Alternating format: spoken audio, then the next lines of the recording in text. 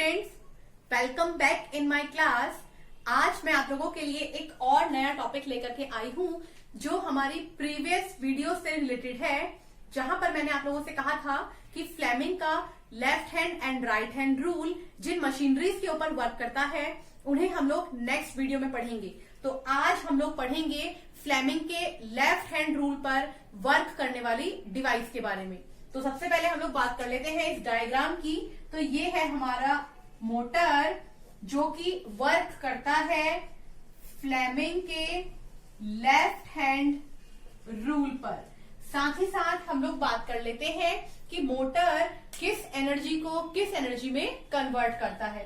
तो अगर हम लोग बात करते हैं मोटर की, तो ये कन्वर्ट करता है इलेक्ट्रिकल एनर्जी को मैकेनिकल एनर्जी के अंदर। तो मोटर, चाहे हम लोग बात करें हमारे घरों की, चाहे हम लोग बात करें इंडस्ट्रियल एरिया की, लार्ज स्केल पर यूज होता है। जनरली हम लोग डीसी मोटर यानी कि डायरेक्ट करंट मोटर को यूज करते हैं हमारे रेगुलर इंस्ट्रूमेंट्स के अंदर। ऐसे कौन से इंस्ट्रूमेंट्स हैं जो हमारे घरों में यूज होते हैं एज अ डीसी मोटर? तो अगर हम लोग बात कर लेते हैं मिक्सर ग्राइंडर की, या फिर हम लोग अगर बात कर लेते हैं इंडस्ट्रियल एरिया में इलेक्ट्रिकल कार की, ये सारे हमारे कुछ ऑब्जेक्ट हैं, कुछ इंस्ट्रूमेंट्स हैं जो मोटर के ऊपर वर्क करते हैं। अब हम लोग बात कर लेते हैं कि मोटर के अंदर कौन कौन से पार्टिकल हैं। सबसे पहले हम लोग इन्हें डिस्कस कर लेते हैं। सबसे पहले left hand right hand side हम लोगों ने मैग्नेट्स को प्लेस किया है जो मैग्नेटिक फील्ड को प्रोड्यूस करेंगे। साथ ही हम लोगों ने यहाँ पर ABCD एक रेक्टेंगुलर कॉइल जो कि कॉपर वायर की बनी है उसको प्लेस किया है, क्योंकि ये एक मेटल है और दोनों तरफ हम लोगों ने मैग्नेट को प्लेस किया है। ये मैग्नेट मैग्नेटिज्म को प्रोड्यूस करेगा। इस कॉइल के अंदर करंट फ्लो कराने के लिए हम लोगों ने एक सर्किट ड्रॉ किया है जहां पर पॉजिटिव टर्मिनल से करंट फ्लो होगा कंप्लीट सर्किल के बाद नेगेटिव टर्मिनल तक। यहाँ हम लोगों ने की को प्लेस किया है। इस की हेल्प से हम लोग इस सर्किट को ऑन एंड ऑफ करते हैं। जैसे ही हम लोग इस की को ऑन करेंगे ये करंट फ्लो कर देगा इस पूरे रेक्टेंगुलर कॉइल के अंदर, जहां पर करंट का फ्लो होगा ABCD तक।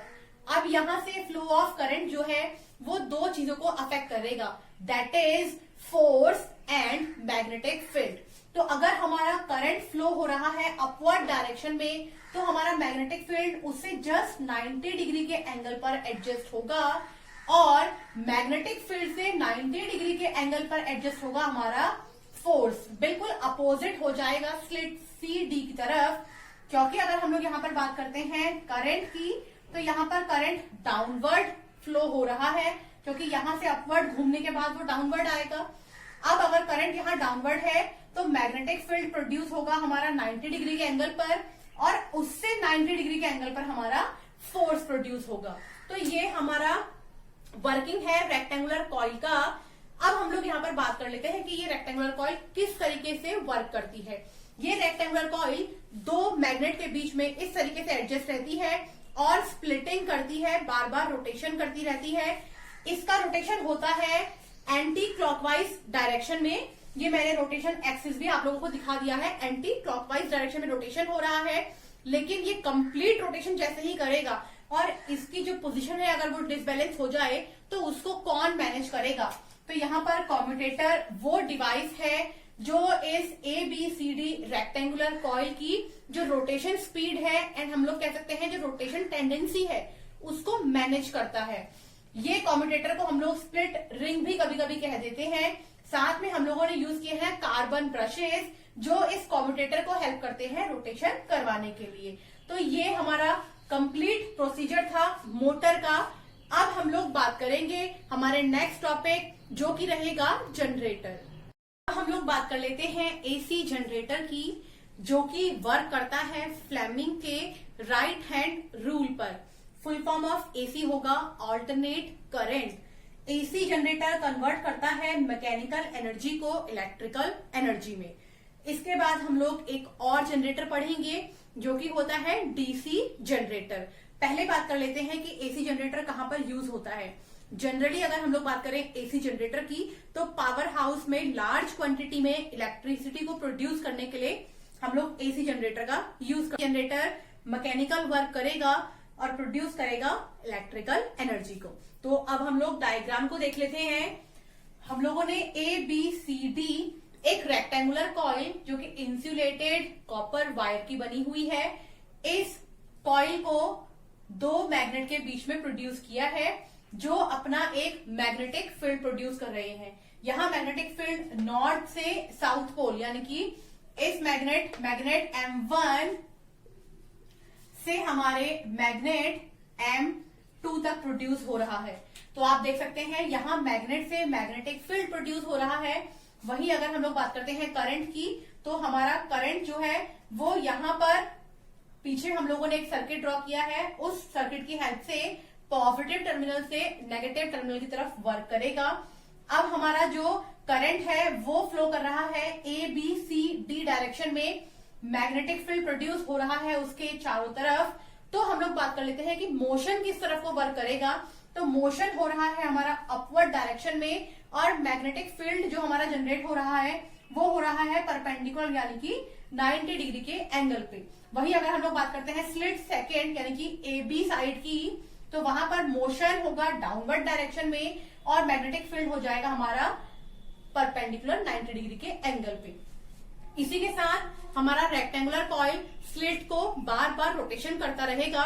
उसके लिए हम लोगों ने यहाँ पर लगाए हैं स्लिप रिंग्स। स्लिप रिंग्स जो होते हैं वो इस रोटेशन को कंट्रोल करेंगे। मैंने आपको बोला कि ये 90 डिग्री के एंगल पर है, जैसे ही ये कंप्लीट रोटेशन करेगा तो स्लिप रिंग उसको वापस से शिफ्ट करा देंगे उसकी ओरिजिनल पोजीशन में। हम लोगों ने इन स्लिप रिंग्स के साथ कार्बन ब्रशेस को यूज किया है जो कि इनके रोटेशन को हेल्प करेंगे। साथ ही हम लोगों ने यहाँ पर लगाया है गैल्वेनोमीटर जो इनके फ्लक्चुएशन ऑफ करंट को शो करेगा कि यहाँ पर करंट कितना प्रोड्यूस हो रहा है। क्योंकि हमने कहा है कि जनरेटर मैकेनिकल एनर्जी को इलेक्ट्रिकल में कन्वर्ट कर रहा है, तो ये गैल्वेनोमीटर अमाउंट ऑफ करंट जो प्रोड्यूस होगा उसको डिनोट करेगा। अब हम लोग बात कर लेते हैं यहाँ पर हम लोग किस तरीके से प्रोडक्शन ऑफ इलेक्ट्रिकल एनर्जी को इंक्रीज कर सकते हैं। तो नंबर 1 पॉइंट, अगर हम लोग यहाँ पर सॉफ्ट कोर आयरन को यूज करते हैं तो उससे मैग्नेटिज्म और ज्यादा प्रोड्यूस हो सकता है। सेकंड पॉइंट, अगर हम लोग परमानेंट मैग्नेट की जगह इलेक्ट्रोमैग्नेट को यूज करें तो भी हमारा प्रोडक्शन ऑफ इलेक्ट्रिकल एनर्जी ज्यादा हो जाएगा। थर्ड पॉइंट, अगर हम लोग इंसुलेटेड कॉपर वायर के टर्न्स को और ज्यादा इंक्रीज कर देंगे उससे भी हमारा एसी जनरेटर जो है वो ज्यादा अमाउंट में इलेक्ट्रिकल एनर्जी को प्रोड्यूस करेगा। ये बात करी हमने एसी जनरेटर की। अब हम लोग बात कर लेते हैं डीसी जनरेटर। हम लोग बात कर लेते हैं डीसी जनरेटर की। डीसी जनरेटर हो या फिर एसी जनरेटर हो, ये सेम ही काम करते हैं। मैकेनिकल एनर्जी को ये शिफ्ट करते हैं इलेक्ट्रिकल एनर्जी के अंदर। तो डिफरेंस क्या है एसी एंड डीसी जनरेटर के अंदर?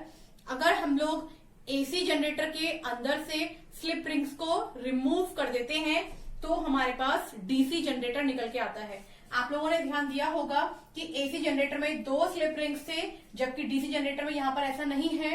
एसी जनरेटर के अंदर कॉम्यूटेटर एब्सेंट रहता है, जबकि डीसी जनरेटर के अंदर कॉम्यूटेटर प्रेजेंट रहता है। ये मेजर डिफरेंस है एसी एंड डीसी जनरेटर का। अदरवाइज इनकी वर्किंग के अंदर कोई भी चेंज नहीं होता है।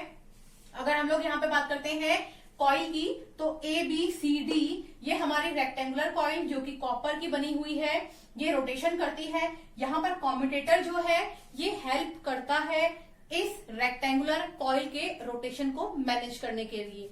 अगेन अगर हम लोग बात करते हैं AB साइड की, तो यहाँ पर मोशन रहेगा डाउनवर्ड डायरेक्शन में और मैग्नेटिक फील्ड रहेगा उसके 90 डिग्री यानी कि उसके परपेंडिकुलर डायरेक्शन में। वहीं अब अगर हम लोग बात कर लेते हैं CD डायरेक्शन, तो CD स्प्लिट के लिए फील्ड रहेगा यानी कि मैग्नेटिक फील्ड रहेगा 90 डिग्री पर उसके मोशन के, जो कि यहाँ पर होता है अपवर्ड डायरेक्शन में। अब अगर ये रेक्टेंगुलर स्प्लिट जो है ये रोटेशन करता है, वर्टिकल पहुंच जाएगा मैग्नेट के, तो इसका मैग्नेटिज्म जो है वो उसको अट्रैक्ट कराएगा अपनी तरफ, और जो इसका कॉम्यूटेटर है वो उसको वापस से शिफ्ट कराएगा उसकी ओरिजिनल पोजीशन में। हम कह सकते हैं कि carbon brushes and commutator help करते हैं इस रेक्टेंगुलर कॉइल को रोटेशन फास्ट करने के लिए एंड रोटेशन करने के लिए। देन अगेन वही सेम चीजें जो हम लोगों ने एसी जनरेटर में बात की थी, परमानेंट मैग्नेट की जगह इलेक्ट्रोमैग्नेट को यूज किया जा सकता है, टर्न ऑफ कॉइल को इंक्रीज किया जा सकता है कॉपर वायर की हेल्प से। नेक्स्ट अगर हम लोग मैग्नेट्स की बात करें तो यहाँ पर मैग्नेट का मैग्नेटिज्म इंक्रीज करने के लिए इलेक्ट्रोमैग्नेट हम लोग पहले ही यूज कर चुके हैं। दूसरी बात, रोटेशन ऑफ एक्सिस की अगर हम लोग बात करते हैं तो वो यहाँ पर होती है एंटी क्लॉकवाइज डायरेक्शन में। तो ये थे हमारे कुछ मेन फीचर्स डीसी जनरेटर के। आगे आने वाली वीडियोस में हम लोग इस चैप्टर के कुछ और इम्पोर्टेंट टॉपिक्स को एंड क्वेश्चंस को डिस्कस करेंगे। आज के लिए इतना ही। Thank you.